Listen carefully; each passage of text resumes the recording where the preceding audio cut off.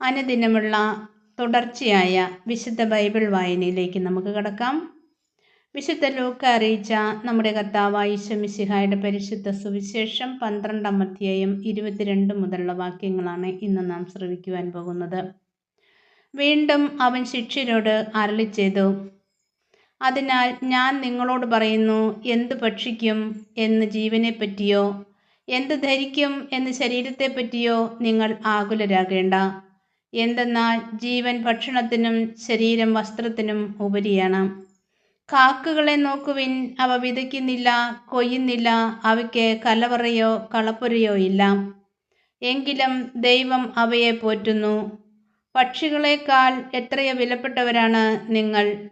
ആകുലരാകുന്നതുകൊണ്ട് ആയുസ്സിൻ്റെ ദൈർഘ്യം ഒരു മുഴം കൂടി നീട്ടുവാൻ നിങ്ങളിൽ ആർക്ക് സാധിക്കും?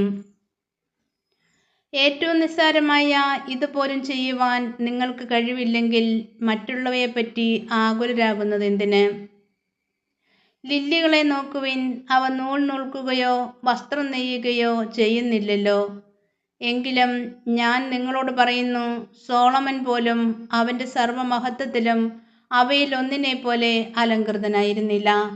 ഇന്നുള്ളതും നാളെ തീയിലെറിയപ്പെടുന്നതുമായ വയലിലെ പുല്ലിനെ ദൈവം ഇത്രമാത്രം അണിയിക്കുന്നെങ്കിൽ അല്പവിശ്വാസികളെ നിങ്ങളെ എത്രയധികം അണിയിക്കുകയില്ല.